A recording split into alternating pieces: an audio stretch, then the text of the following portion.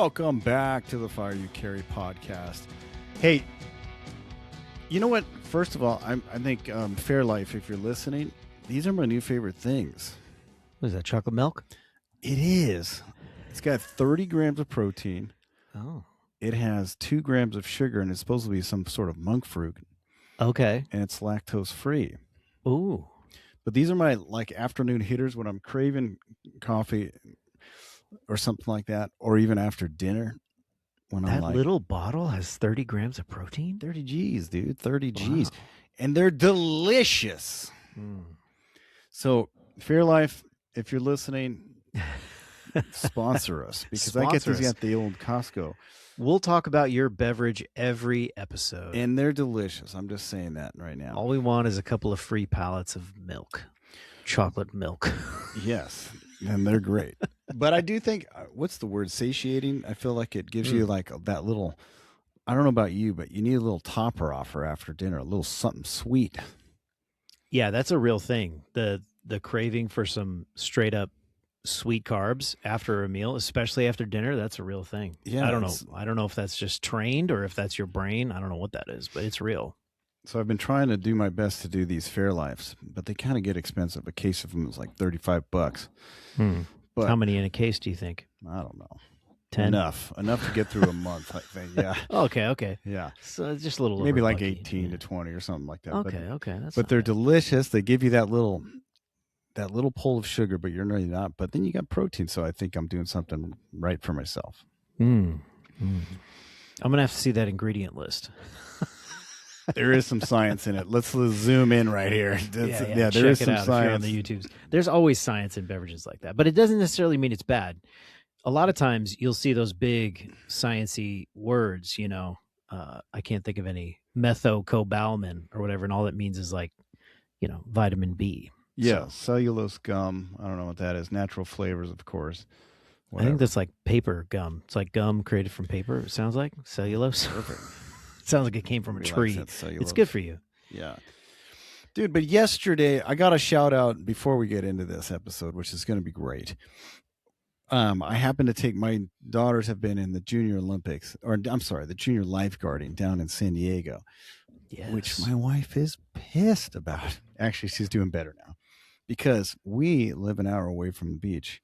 Yeah, you're not close to there. And Junior Lifeguarding happens at the beach. And so it's been every day for 2 weeks. Every day? Yeah, Monday through Friday. Wow. And okay, let me just ask you this, because there's this balance of we didn't grow up much or have too many of these opportunities. I always wanted to go to these camps, and you grew up at one. We were never able to go to those things because there was a cost, there was travel, there was this, and then there's other people that went to these junior lifeguarding camps. There was not a question. My parents were working. They were single parent type situations. There was no chance we were going to these things.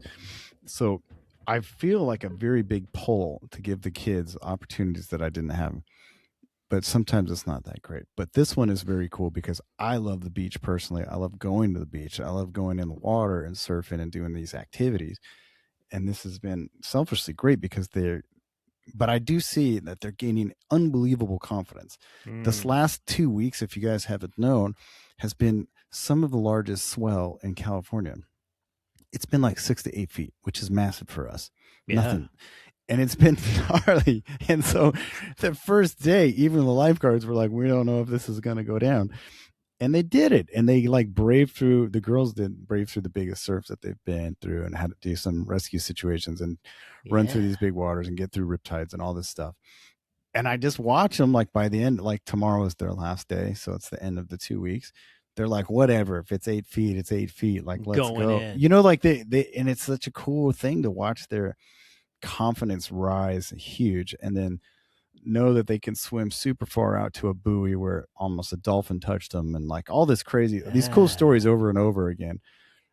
And more than anything, I love that they're exhausted after it.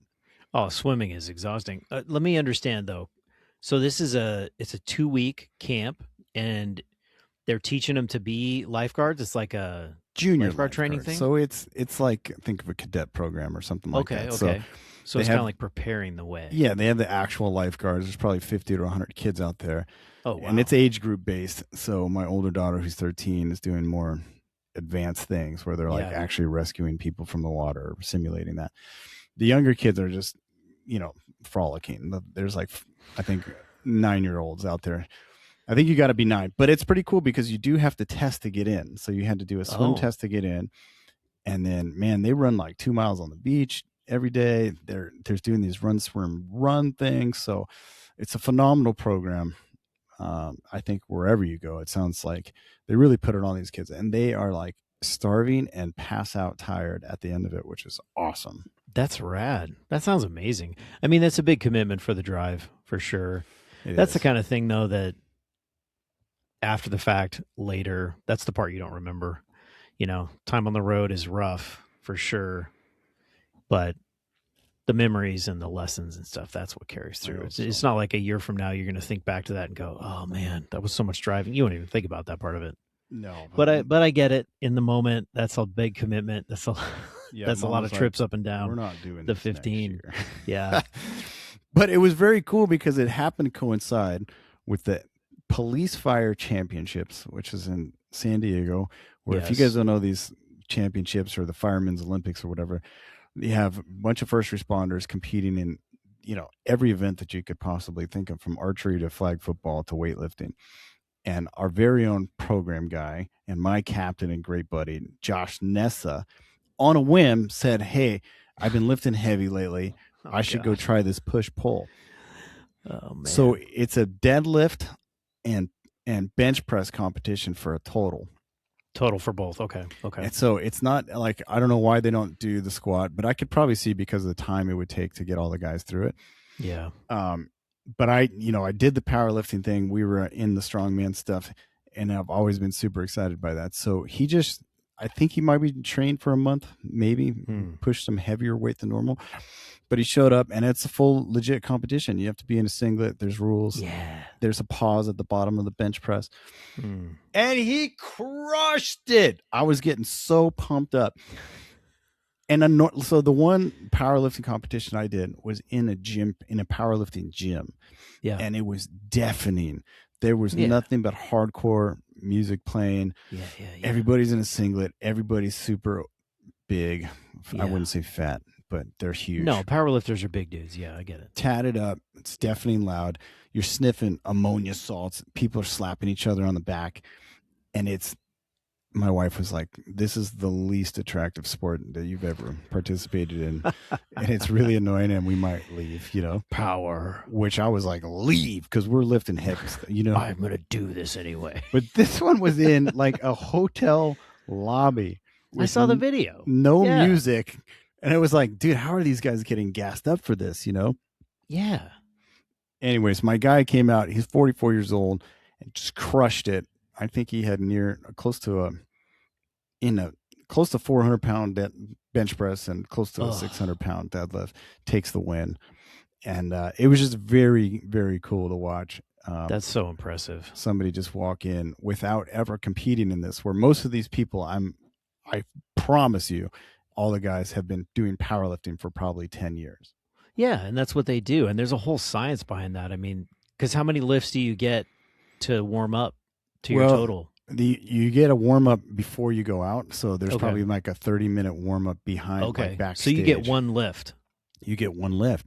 Oh my gosh! There's 3 judges, so 1 in the back and 2 on the side, and they give you a white light. So two white lights, 2 out of 3 white lights is a good lift.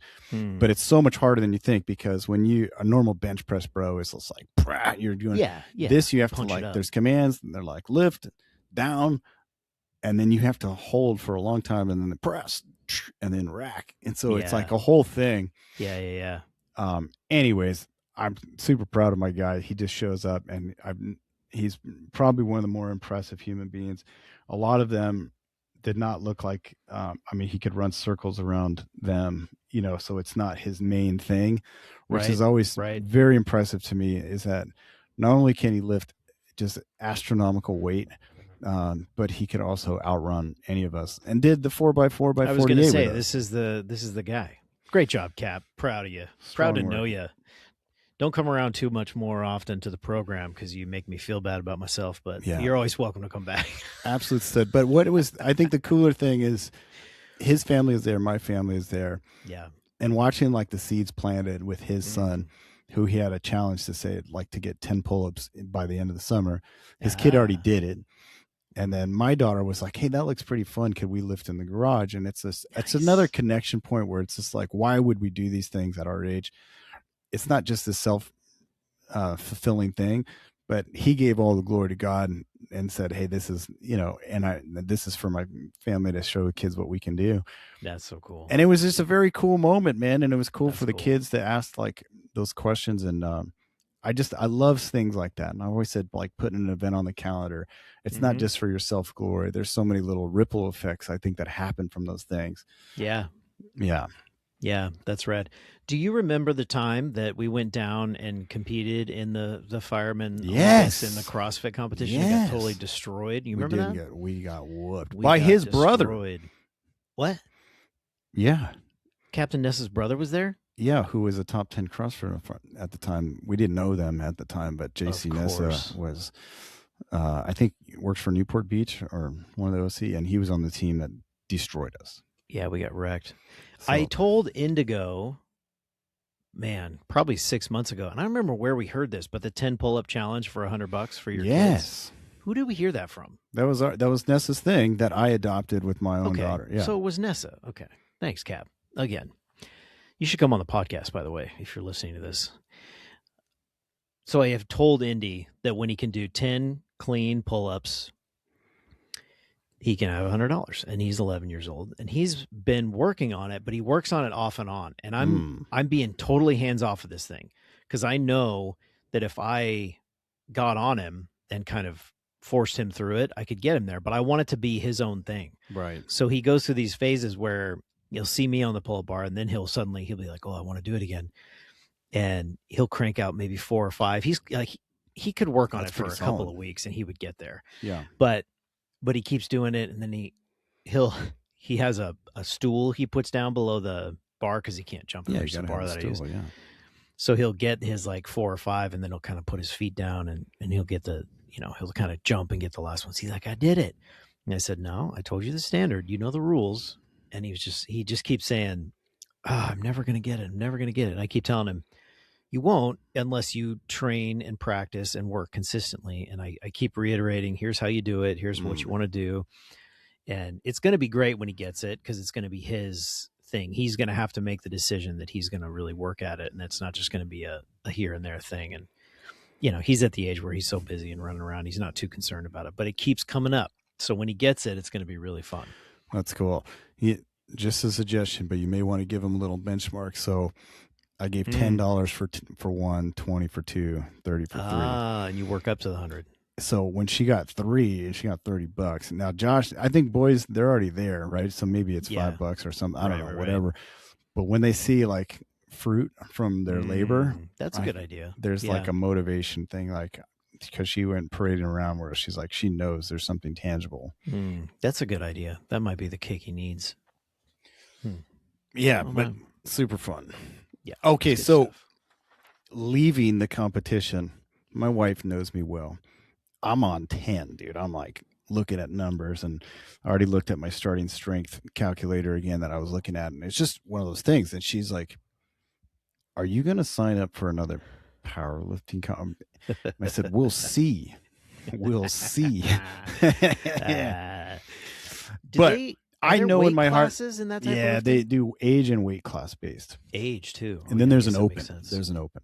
Oh, so I came back down to earth real quick, and know because of the significant injuries and atrophy and weakness on my left side that it's not possible. Yeah, but I did say like I would like maybe do a linear progression in the garage.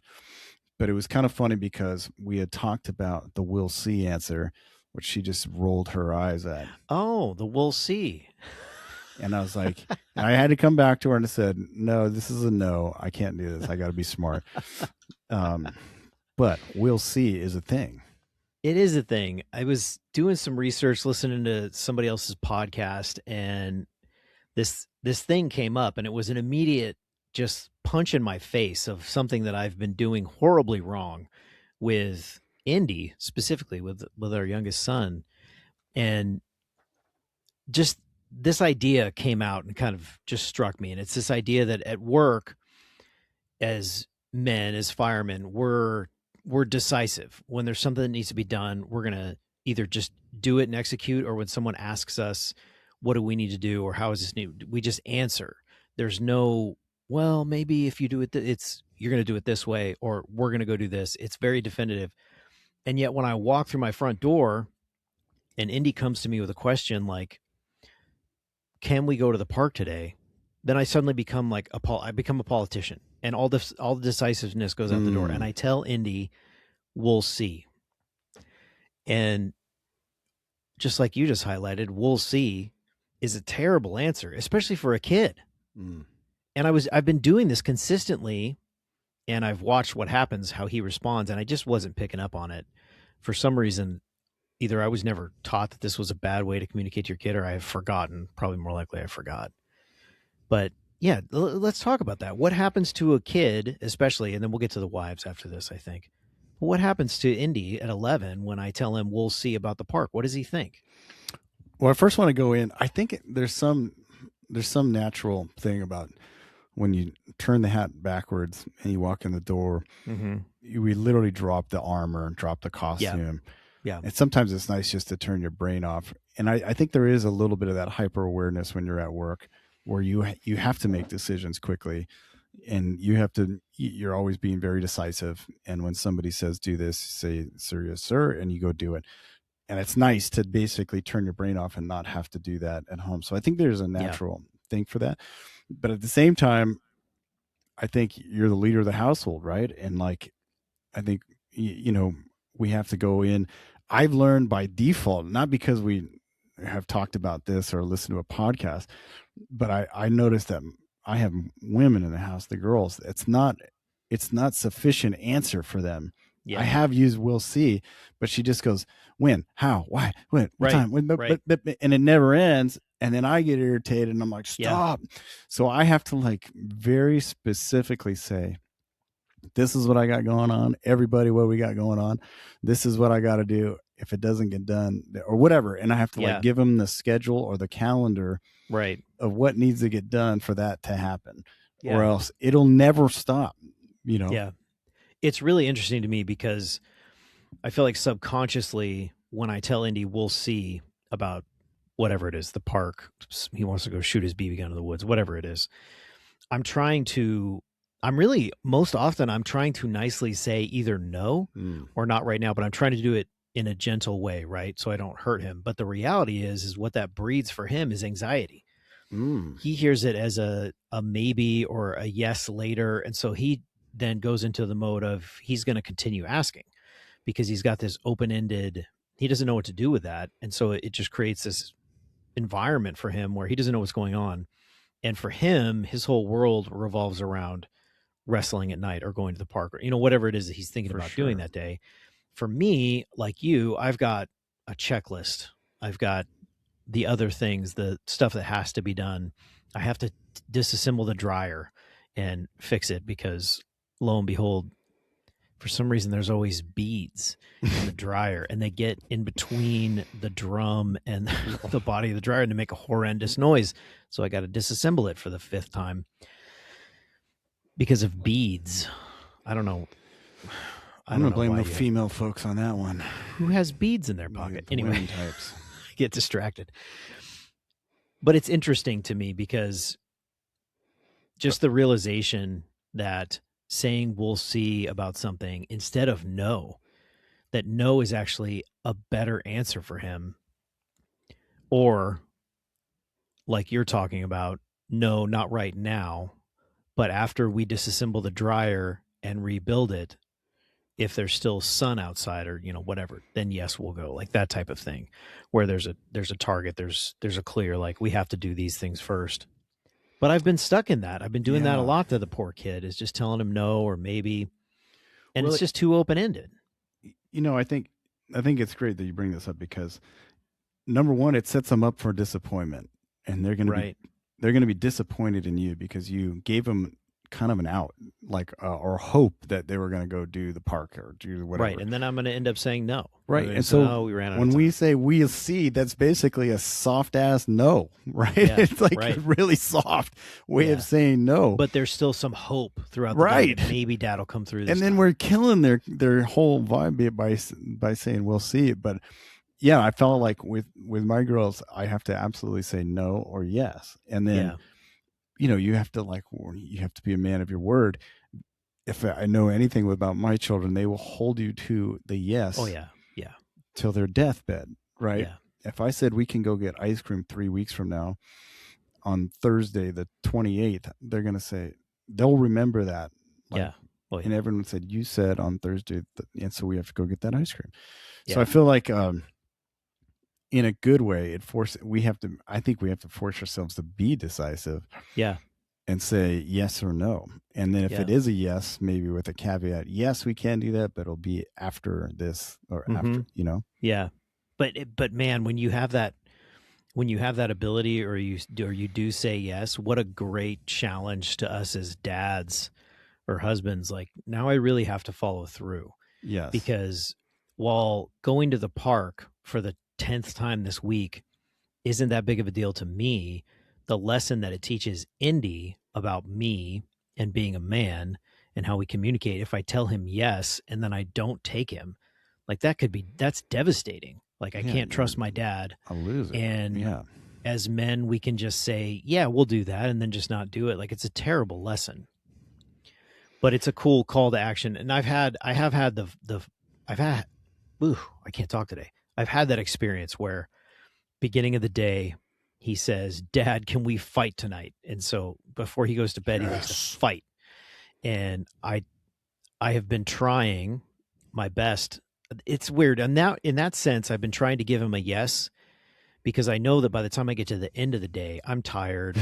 I want to sit down and watch Netflix with Heather or read or whatever.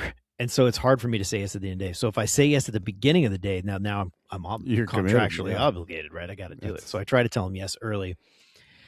But then it does give me that extra impetus when it is time, and it's like, oh man, I should do something else. And the hard thing is, it's like, with your older boy North, when was the last time he invited you to fight at the end of the day? You know, he doesn't want to fight me anymore. He's not gonna do that. I don't want to. To be fair, I don't want to fight him. He's gigantic. No, he is. But there's this weird thing that you don't. Like, I was thinking about this the other day. I can still roughhouse and tickle my youngest daughter, who's about to be in the 6th grade. Yeah. She doesn't like it. But my older daughter, like, there was some line that we crossed. Yep. And I don't know when it was. It was a couple years ago. And that is no longer enjoyable for her in the least bit. Yep. And she wants nothing to do with it. Yep. And I feel like for about 8 years, that's what I did. I came home, we roughhoused, I throw him over the couch, we tickle him, you know what I mean? Yeah, yeah. And there was a day where I didn't realize that was the last day that we roughed out. You know what I mean? That's the most devastating thing. It is, right? I read that somewhere once. I can't remember where, but it said something along the lines of, at some point we went outside in the neighborhood to play with all of our friends, and none of us realized that it was the last time we would do that. And it's the same. You're totally right. It's the same thing with the kids.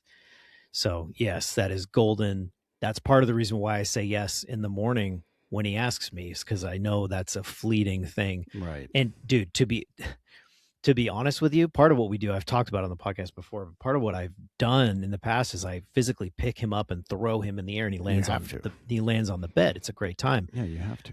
He's getting so big that it's like physically arduous for me to pick him up and throw him. You're like, I'm going to have to shower after this. Yeah. We literally will put on some of his tunes. He loves, like, Mr. Blue Sky. He loves oldies like that. We'll put on some tunes. I'll start a timer because I got to put a limit on it because I get exhausted. And it's funny because we'll be mid fighting and wrestling, and I'm throwing him and slamming him on the bed. And he can tell, like, I'm breathing hard, like I'm getting tired. Yeah. And he goes, Dad, take a break. And I'm like, there's no breaks. We got to go through the whole timer, like whatever it is we set it for. And he's like, no, take a rest. You're tired. I'm like, I'm going to get through this. But he's getting big, dude. He's getting heavy. It's getting close. I just got to get him into the jits. So get some outlets. Transfer that somewhere else. Because the bed. The flip side is that handle too much of that. Do you ever see the movie Yes Day, where the I don't kids think get to, so. the parents can? There's a movie called Yes Day. Be careful watching it with your children, because apparently they make this agreement. I guess the parents say no, or we'll see. Maybe they'll say it all the time. Yeah, yeah. And they had to, I forget the context of it, but the parents have to basically say yes to anything. Can we Mm. go to Disneyland? Yes. And it's a yes day. Can we get an ice Okay. cream? Yes. Yeah, And of course, just chaos and hilarity ensues of because course. they say yeah, they have to say yes for Yeah, for everything, and just it yeah, gets nutty. But there was a time after that where we kind of did a like an 80% yes day, yeah, yeah, yeah. and it was pretty fun, Reasonable. right? And so I do feel guilt for being gone all the time Yeah. at work, and so there was a time where I was like, yeah, like whatever I need to do, whether it's the dryer or the whatever, I would just say like, that's not important. What's important is saying yes to going to the park right now. And there was somebody online, I forget who the therapist was, who was like, imagine if every time your young child came up to you, you just said yes to whatever they want to do. Do you want to color? Yes. Do you want to play checkers? Yes. Do you want to, you know what I mean? And like what and she had this breakdown about how important that was to just Mm. say yes to those things and say they're the most important thing in the room. Mm. And your time is like their time is just as valuable or more valuable than anything else. And so it's such a hard balance because I've gotten into trouble because, hey, things are breaking. The wife's pissed off that I never fixed the dryer, whatever it is, because I just said yes and I put a lot of focus on the kids. Right, right.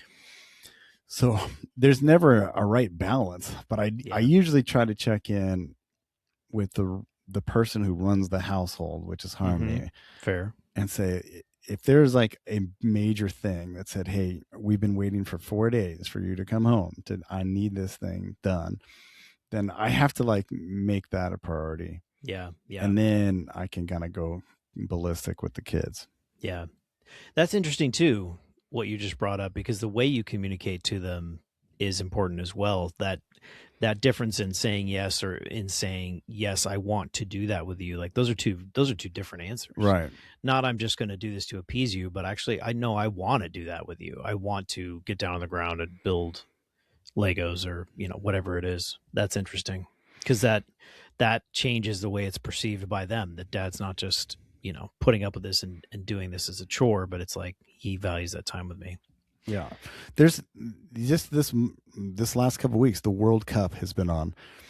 And many of you know I played soccer. I'm a soccer fan. The US is doing great. It's in the United States. And so I've been finding myself watching these World Cup games. And the other day, like Haley was like, hey, do you want to play lacrosse? And I was like, hold on, there's 15 minutes left. You know what I mean? Yeah. Yeah. And then what was I thinking? I'm like, this is Ghana versus, Switzerland. You know what I mean? It's not the game. Like the only games I really care about are the US games. Sure. And so I was like, yeah, well, like I did catch myself and I was like, yeah, grab his sticks. You know what I mean? And like we went out and played lacrosse, you know what I mean? But I have to catch myself on those things. Like I probably I didn't want to get sweaty and go outside and play lacrosse. Yeah. But it was absolutely what I probably should have done as a dad. Sure. Sure. All right, let's talk real briefly, hopefully, about something that's a little bit more difficult. I'm going to try to talk about this without getting myself in trouble. So I have been experimenting with this a little bit for a long time because there is this aspect of our line of work where we're gone all the time, like you just highlighted, and we come back and, Heather runs the house. So there's that reintegration and all that stuff. But there is a real thing where there are times when my wife wants me to lead the house or dictate the day. And a lot of times I will default, I would say most of the time, I will default to, she'll ask me, what do you need to do today? Or what do you want to do today? And I'll go, well, I don't know. What do you want to do today? The classic one is, what should we eat today? Or where, if we're in town, where should we eat today? And then it's always, oh, I don't really care. Where do you want to eat? And then that goes nowhere. Everyone who's listening to this who has a wife or a girlfriend or even a buddy knows that that's the worst thing in the world. But here's the thing. I've found that a lot of times when I am aware of this and she'll ask, say, what should we eat today? And then I'll decisively have an answer. I have found a lot of times that what that does is that then triggers them to have the freedom to then say what they actually wanted. So the conversation sometimes goes like this: what do you want to eat today? And I'll go, yeah, I'm pretty good. You know, whatever. Do you have any thoughts? And she'll say, no, I don't really care. And I'll go, okay, we're going down the hill to get some stuff at Costco, so let's eat it In-N-Out. And then, well, I don't really want In-N-Out. I was kind of thinking about Chipotle. And rather than go, well, I just asked you that. What? No. Why didn't you bring up Chipotle at the start? You got to kind of slow down and go, okay, Chipotle sounds pretty good. But I have a hard time with that sometimes because as a man, I'm like, well, I'm trying to be decisive. I'm trying to lead. And then as soon as I say something, then it's like, well, let's go this direction instead. And I know that she's not doing it because she's just trying to undermine me. I really think it's because that's just the women folk. Yeah. And I think there's a part of it. And again, I could be way wrong because I'm a man. I don't understand the way my wife's brain works probably most of the time. But I really feel like part of that is that by me stating definitively, and this is obviously a silly example, there's more important examples of this, but this is the easy low-hanging fruit. But when I state definitively, we're going to go do this, that almost gives her the freedom to then state what she wants. And there's not as much concern there after that of, you're trying to put the other person first and all that. And then we can really have a discussion about it. And I don't know. Have you navigated this? Yeah, there's that hilarious video. I don't know who did it, but he found the hack for this, where he talked to his wife and he was like, guess where we're going to go to dinner tonight? And she's like, sushi? And he's like, yep, that's it. It's a trap. So I thought that was hilarious. I've, full disclosure, have tried that on my wife and it works gloriously. It worked? I've never tried it. Every time. And I was like, hey, you had a busy day. I don't want you to cook. Let's just go out and grab something. Guess where I was thinking about? And she'd be like, Chipotle? Yes, that's exactly weird. How did you know? Are we soulmates? It works unbelievably. Now, since it's public on the podcast, I don't know if it'll work anymore. Yeah, busted. But that is a funny thing. That's a funny thing. I don't think you're alone in this. I think this has been an age-old battle for millennia. But I think with things like that, though, you're right back to where it was with the kids, that when you give a vague, just vacuous answer, it creates kind of this mental load on the other person, whether that's the kid or your wife, where you took that burden of responsibility, you just kind of gave it away, but you didn't really even fully give it away. You kind of still maintain some of it because you might come around with an answer. Like it's too vague. Like there needs to be some level of decisiveness. And of course, I'm not saying that I'm going to start living my life like, listen, woman, we're going to In-N-Out and I don't care what you say. Obviously it's a relationship. There's a partnership. We're going to discuss it. And of course, again, I'm talking about bigger issues than meals, but yeah, I think that's a big part of it. I think that the unclarity, I don't think that's actually a word of it, is the problem, right? And that creates anxiety because then we're now in this competition of, I care more about you and what you think. So you tell me what you want to do. And then the other person has to be like, no, I care more about what you think. What do you want to do? Yeah. And that goes nowhere. It goes nowhere. I think choices have been really helpful. No, I learned this from have you ever done the 3-2? Yeah. So the elimination, like with children, my mom was a child development person. She had degrees in this.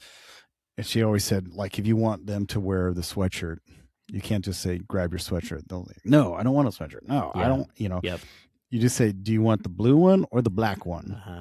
And they're like, I'll take the black one. All right, cool. Now we have a sweatshirt. Yeah. And so choices always work out for children. That's good. I always have to give them the choices. Do you want to brush your teeth now or you want to brush it in 10 minutes? I want to brush it in 10 minutes. All right, cool. And then I'll say, Alexa, start a timer for 10 minutes. And then when the thing goes off, we got to go brush our teeth, I like that. Choices are huge, but I do think this is also helpful for the women folk because we have done, at the station, there was a crew that used to do 4, 3, 2, 1. Yep. there's 4 people on the rig, and the first person had to say 4 places. 4 places. McDonald's, Taco Bell, In-N-Out, Carl's Jr. The second guy eliminates one, says McDonald's is out. The third guy eliminates another one, and it comes down to one. And so sometimes we'll have to do that with the choices with the wife, saying, what do you want? I don't know. What do you want? What do you want? I'm like, how about Chipotle or In-N-Out? And she thrives on the choice to be like, you know what? I don't want In-N-Out. Let's do Chipotle. I can get a salad. That is helpful. That is helpful. I have done that. And I did learn it at 15s with you. I don't know who started that, but it's a solid method. But there's sometimes that I have to be like, I'm better at the when we're out and about and navigating Google Maps and looking at Google and like looking at reviews or whatever. So there have been times where I'm out and about where I'll give her credit. She'll just trust me on this, where we're down in Solana Beach or something. Mm-hmm. And I'm like, we're all hungry. We didn't really plan for anything. And I'll look up a couple places and I'm like, hey, this looks good. Let's go on an adventure. You know what I mean? And then we just go ahead and try something. And she'll default to saying, oh, he wants to try this adventure, Yeah. And even that is so interesting because there's 2 different ways that you could approach that. You could do what I've done before and pull up the Yelp and figure it out and be like, oh, this place looks good. And then show it to the group in the car, whether that's your kids and your wife or just your wife or whatever, and go, what do you think about this place? Versus, right, which can lead into just more investigation and more looking and you never find one. Or you do exactly what you just did. Let's roll. Hey, this place looks good. Let's have an adventure and try something new. And then, yeah, okay, that sounds great. We're on board. And it's just that subtle difference in how you approach it. I think it's interesting because I would consider myself, along with you, like we're communicators. We communicate all day long at work. We communicate here on the podcast. We communicate the program. Obviously, any human that's out there is a communicator, but I feel like we do a lot of it. And then I feel like there are a lot of times with my family, with my wife, those relationships that matter the most, where sometimes I phone it in. And I think a lot of that is back to what you said at the beginning of the episode, where we do come home from work and it's like this mentality that, okay, well, now I'm in shutdown mode. This is a break. I deserve this, that whole thing that we've talked about before. And yeah, we got to fight against that. We got to put our dad hats on, our husband hats on, and go, okay, I'm in a different role now, but this role is far more important than the other role that I execute at work or wherever on a regular basis. It is a thing. And I realize too that she needs a break too, because her world is pretty intense, even though she's a homemaker, but with the kids is all on all the time. Yeah, there's a lot going on. And that I have to give her a brain break. And I call her being the passenger princess. You can sit shotgun and just scroll Facebook or Etsy or whatever the heck you're on. You know what I mean? And she has no idea what freeway we're on or where we're at or whatever. Yeah. And those are usually the times that I'll just make those decisions. Hey, I'll drive. I'll pick the lunch spot wherever we're going. We'll just do this. And I think, I don't know if she likes to admit it, but I think she likes herself having a brain break. Yeah, for sure. What I mean? Yeah. On those days. But it is funny. I do like themes too, though. Like tonight is Mexico versus Korea in the World Cup. Tonight. So I found it. And my wife drove to the beach and back today, and she's had a long day. And we had some stuff going on in the house, repairs done. And so I'm like, it's not a great day for cooking. So I was like, I found a Korean taco place. Which is Mexico and Korea. Yeah, right? The theme. So sometimes there's themes out there. So I'm like, that'll take the decision making out of it when it's like theme night, I like that. Or if it's Christopher Columbus Day or something, like we're getting Italian food, I was about to ask because I did not immediately know where you were going to go with that. But of course, that makes sense. For a second, I was like, what do you eat on Christopher Columbus Day? But there you go. It makes sense. Which doesn't exist anymore, by the way. It's Indigenous Peoples Day. Right. So we're getting some corn, dude. I mean, I don't know what we're getting. You know what I mean? Like, we're going down to the elotes stand. How do you say that? What's that word? Yeah. Elote. Corn. Yeah, with the maize. We're getting elote and buffalo meat.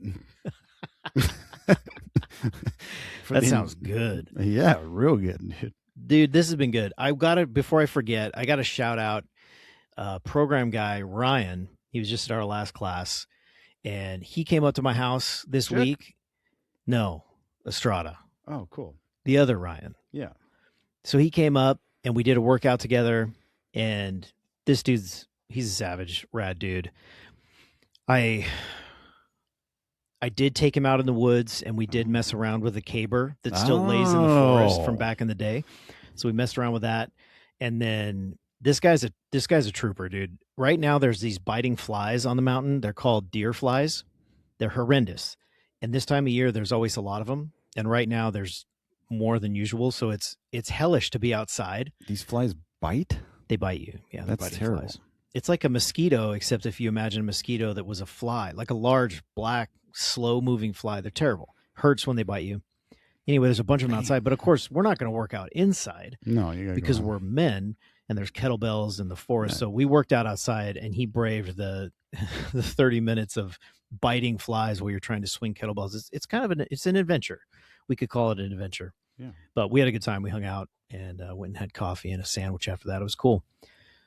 So shout out to Ryan. I actually don't think he listens to the podcast, which of course is no, that's not like a call out. There's plenty of people that don't listen to the podcast and we still love them, but had to mention that. That's fun. That's super fun. I've long said this is like my favorite thing of the podcast and the programs. We get to meet people that we probably wouldn't meet in normal life. Never. And there's kindred spirits out there, and that usually we get to hang out, and it's really cool. I've had similar, like with Trevor Graves or whatever, and it's very cool to just meet people that we probably wouldn't run into and then become great friends. It's awesome. It's my favorite thing. And I'll put it out there. I've put it out there before, but the way that type of thing happens is you got to reach out and hit us up. I have a captain who's very cool. You can come work out with me at the firehouse if Altadena is closer to wherever you are, or you can come up to my house. I got to okay it with the boss of the house, with my sweet wife, of course, and get the schedule to work out. But yeah, you can come up. We'll swing kettlebells and get bit by deer flies. It's a great time. Like, who wouldn't want to do that? But you have to hit me up. Yeah. I'm not going to come find you. And what we won't say is we'll see. We'll say yes or no. We'll say yes or no. Right. It's an interesting thing when you hear, I mean, I've listened to Tim Ferriss. I always have a huge respect for him, for our work week, for our body guy. He's probably had a top 10 podcast for a decade, but he's a busy man. He does a lot of angel investing, and his default is no. Yeah. Now, I don't think he's married, and I know he does not have any kids. So I think it's a different realm. Because when you're a super successful guy and you get invited and you're very famous and you get invited to everything all over the world, it's pretty easy to say no. I think it's much harder to say no to Indy, who's going to want to say, can we wrestle? Yep. That's a much harder no. Your default answer should be yes. In my opinion, it should be yes, but we have to put like a time frame on it. All right. Or a cap or something. And maybe I think we can do a better job of, we've talked about this at length, but I liked what Rick Cook said on our podcast. He had his to-do list of things in his head that he has to get done, whether it's a workout, he wanted to get a massage in, or a sauna, or something that he needed to recover. Whatever his list was, he would write it down. He tried to communicate to his wife on the way home. And then as soon as he walked in the door, he just put that in his pocket. And so then he'd visit with the wife. They'd see what is going on. He was completely and totally present. And he's not like, after a couple hours at most, they're all gone doing their own thing. They're all, and it happens to me too, right? There's hey, dad. And then everybody hits you all at once. And then there's a lull. And it's in that lull where he takes a little piece of paper out and looks at his thing and goes, now I can attack. Where he struggled, he said, is when he just came home right in the door and he started working on the list right off the bat. Yep. Everybody's pissed. Yeah. Because he can't get his things done. Wife doesn't get the attention. Kids aren't getting the attention. And so I always like that. Is that there's something powerful to actually physically writing down something on paper and then reviewing it like later when the dust settles. Yeah. I like that. That's a good reminder. Little challenge for you guys moving forward. I've been trying, since listening to this other podcast and kind of thinking about this, I've been trying to eliminate maybes and we'll sees from my vocabulary, specifically with my family. So little challenge for you. Maybe you do the same. If that's something that you deal with, try to work on it for the next week. Every time you say maybe or we'll see, catch yourself. Think about, is this an appropriate time for a yes or a no? And execute. Awesome. See how that goes. Full disclosure, you gave a little challenge about that, about the grunting when getting up or sitting down. Oh, man. I was good for about 4 days, and then I find myself catching myself grunting when I sit down or get up. Yeah, and my wife calls me out on it now. Oh. Because I talked about it. Oh. Yeah, I've got so many guys upset with me, but then I didn't even generate that idea. That was Echo Charles on Jocko's podcast. I just reported it. Everyone's upset with me. I'm upset with myself for bringing that up because if my wife doesn't say something about it, I catch myself doing it. I haven't stopped. I haven't gotten any better. I still go when I get off the couch. Thanks, Echo Charles. Oh, great. All right, a couple things to work on. Progress, not perfection. Giant biceps and we're working on grunting when you get up, not letting the old man in, and maybe and seeing maybe. I just said it right there, not definitively, saying we'll see. Yes. Let your yes be your yes and your no be your no. That is funny, though, because if your captain came up and said, hey, can you clean those saws today? And you said, we'll see. We'll see. Maybe. That ain't going to work. Right. So why would it work at home? It doesn't. Right.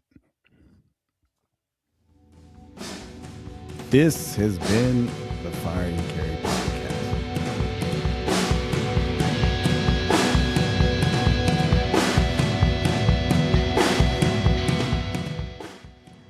I need to adjust the audio level on this intro outro here inside Riverside. It's too loud.